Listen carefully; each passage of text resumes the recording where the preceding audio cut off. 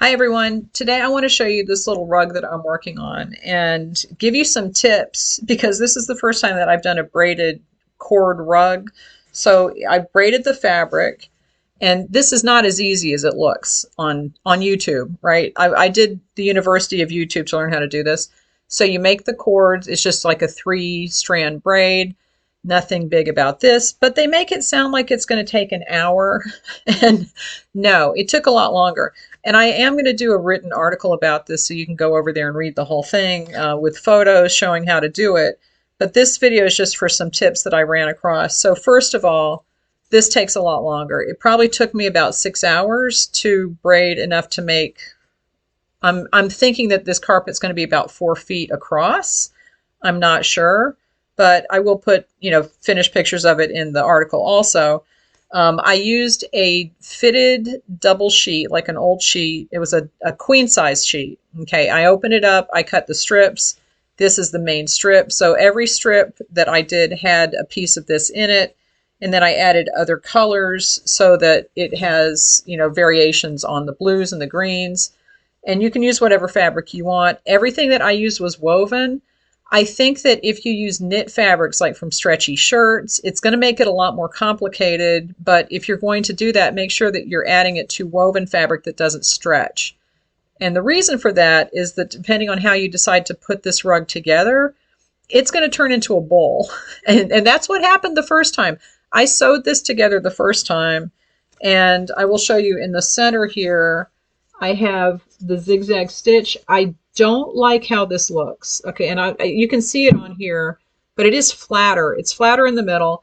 I did it. It looked like it was flat. I sewed the whole thing, and then it was cut. And I was putting extra length in there to make sure that it wasn't going to do that, and it still did it.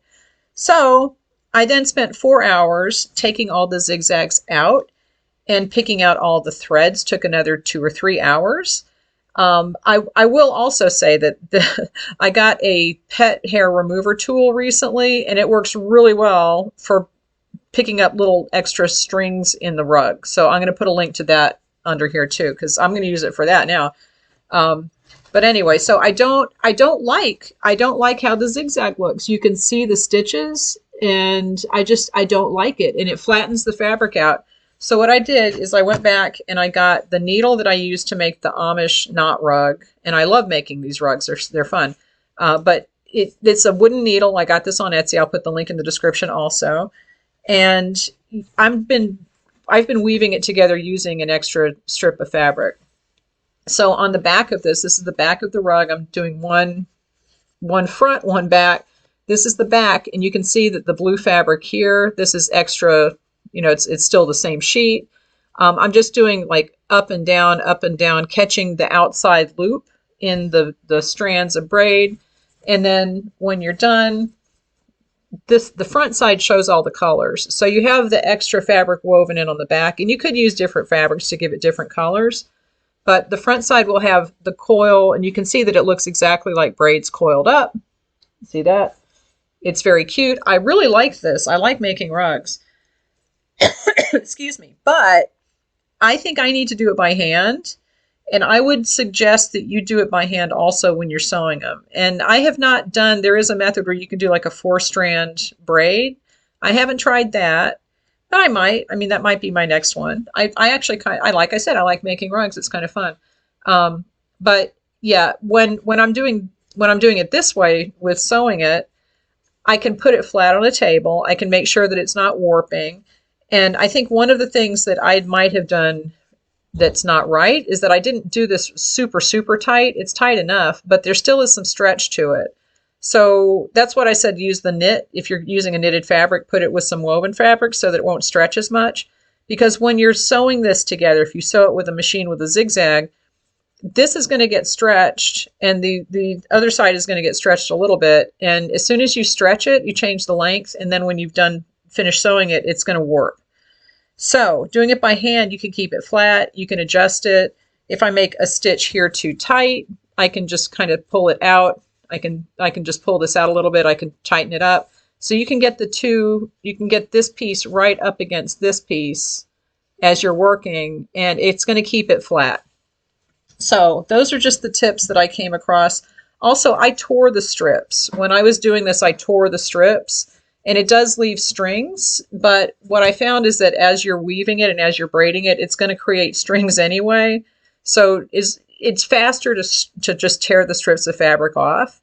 It keeps everything in grain if you do it that way. And then you can just trim them off as you're working. So if you want to keep everything super neat, you can cut the long strips, use a rotary cutter or something. But as you're pulling, as if you're doing it the sewing way, I'm sewing it. So as I'm pulling this through and it's making it kind of shred a little bit anyway. So I would say go ahead and tear them if that's an option for you. What else have I thought about? Oh, as you're doing this, as you're weaving this in, you're going to try to keep this even. So like, one here, you're going to put it through this loop down here. But then eventually as this gets longer, you're going to have to skip a loop. So maybe about every third or fourth stitch, you're just going to skip one of these and go to the next one over. But again, if you're doing this by hand, you can adjust it as you're working and keep it flat. And you can just use your judgment. And it's a lot easier than sewing it and then taking it off and seeing that it's warped. So that's my opinion.